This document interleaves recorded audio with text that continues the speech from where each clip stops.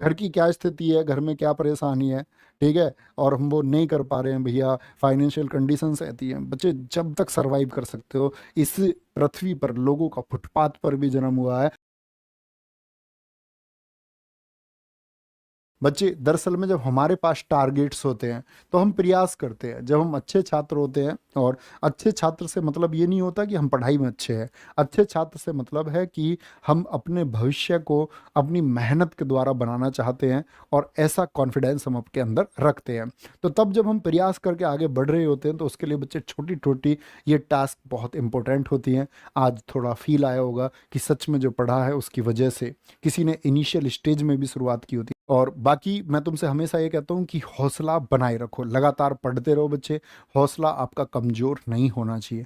अगर हौसला कमज़ोर होगा तो इसका मतलब है, हौसला दरअसल में कमज़ोर नहीं होता। कई बार हम आलसी हो जाते हैं, कई बार हमको लगता है यार चल 2 घंटे बाद उठ जाएंगे, कभी कभी हमको लगता है यार 2 घंटे और फ़ोन चला के सो जाएंगे तो क्या ही जाता है, आधे घंटे और रील्स देख लेते हैं ना इंस्टाग्राम पर, क्या चला जाएगा, कोई बात नहीं, सुबह ज़्यादा पढ़ लेंगे।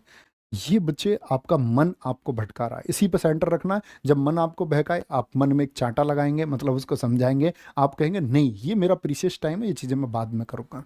तो इसीलिए कहते हैं कि भाई अगर उत्साह है तो उत्साह से बच्चे, मैं अभिमन्यु को याद करता हूँ और मैं ये कहता हूँ कि अभिमन्यु ने जो किया है उसको पता है कि वो हार जाएगा। सबसे बड़ी बात बच्चे हारना या जीतना नहीं होता, बात है कि हम लोग फाइट तो करें, और पूरे जान लगा करके पूरे दम से फाइट करें। और हम फाइट नहीं कर सकते तो क्या बोलोगे भैया, फिर आपका कोई अर्थ नहीं बनता है। और क्या बोलते हैं कि हम लोग थोड़ा सा हतोत्साहित होते हैं, हम ये लोग ये सोचते हैं कि भैया जो हम करना चाह रहे हैं क्या वो हम सच में कर पाएंगे।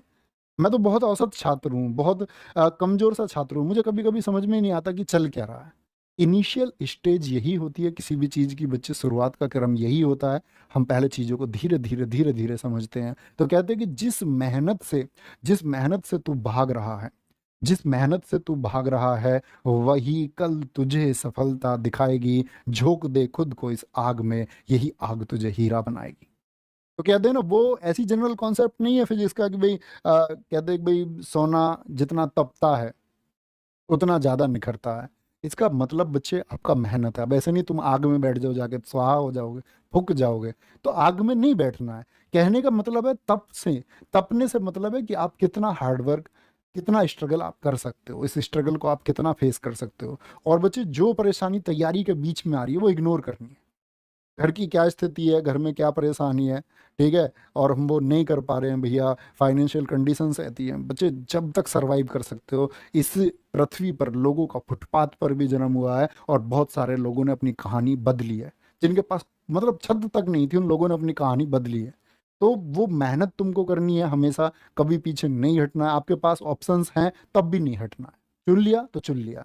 मैं आपसे हमेशा कहता हूँ, लता मंगेशकर जी अगर रोज ये सोचती कि मैं आज फुटबॉलर बनूं, मैं हॉकी की प्लेयर बनूं, तो वो इतनी बड़ी गायक नहीं बन पाती। वो इतनी बड़ी गायक इसलिए बनी क्योंकि उनको गायक ही बनना था। तो जो आप होना चाहते हो ना उसमें अपना 100% दे दो, चीजें आसान हो जाएंगी, आएंगे।